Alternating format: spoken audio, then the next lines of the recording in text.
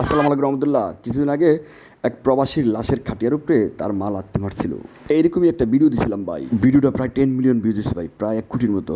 ঠিক আছে, একটু কম হইতে পারে। তো আজকে ওই প্রবাসীর স্ত্রীরে আমার বাড়িতে ডাকিয়ে আনছি। কেন আনছি, কী সমস্যা, এটা একটু জানার জন্য ভিডিও দেখেন।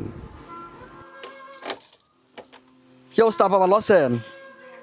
আপা একটু কষ্ট করে কিনলে আনাইছি জানেন, আমি অনেক ব্যস্ত ভাই। আমি এখন যাবো শাহতলি। কই শাহতলি না, ও বিষ্ণুপুরতে এক মহিলা ফোন দিছে, কান্নাকাড়ি রে কান্নাকাড়ি। মহিলার স্বামী না কি না ভাই ক্যান্সার আক্রান্ত, পরে অপারেশন করাইছে, শ্বাসনালী কাটে দিছে। ঠিক আছে, এখন মেয়েটা কত কইতে পারে না, 4টা পোলা পাইন, খুব দুরবস্থা। ঈদের সময় পোলা পাইনের কি একটা পেরেশান না ভাই।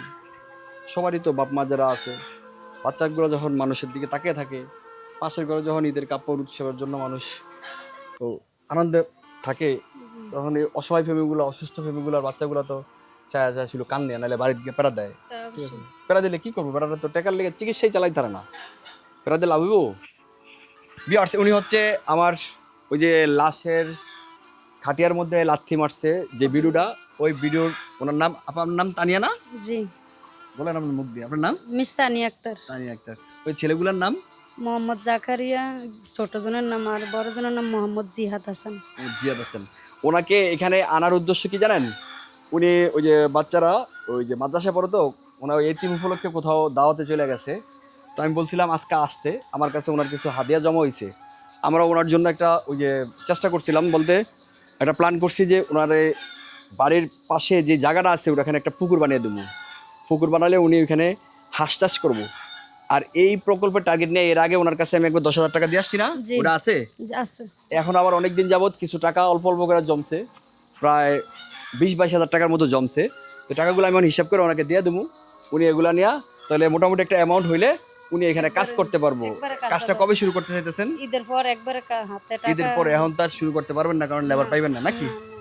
তাহলে ঈদের পরে। হ্যাঁ, আমরা একটা গড় দিয়েছি 80 কাঠি, দ্বিতীয় গজের কাজ চলতেছে। আর ওই গড়টা শেষ, ঈদের আগেই শেষ করবো ইনশাল্লাহ। এরপরে ওনার কাজটা নিয়ে আমরা সময় দেবো। ঠিক আছে, ওনার পুকুরটা হয়তো ঈদের পরে শুরু হইতে পারে। এই ওনারটা হচ্ছে কি একটা আত্মনির্ভরশীল, মানে নিজে কিছু করা, কর্মসংস্থান তৈরি করা।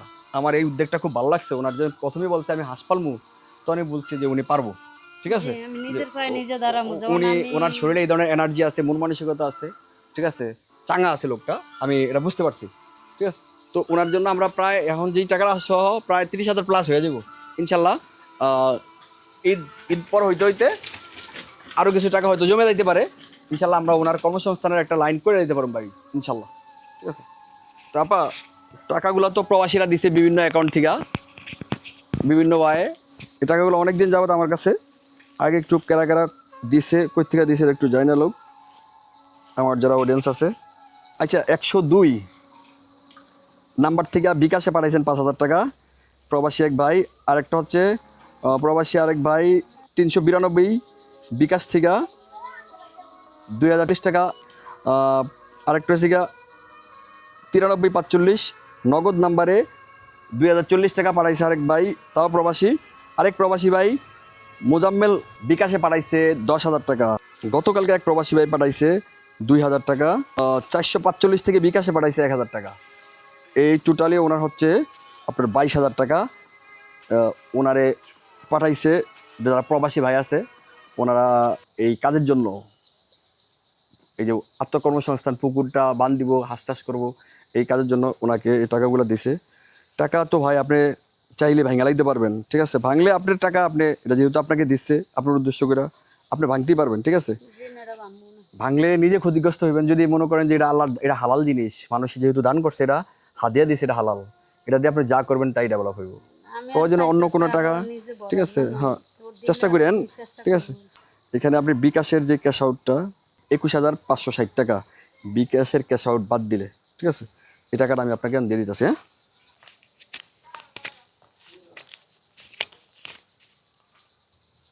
গোনা দেন।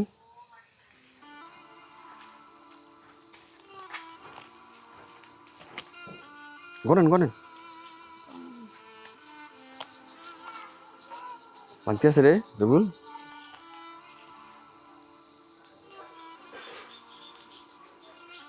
গনে দেন টাকাটা এবার।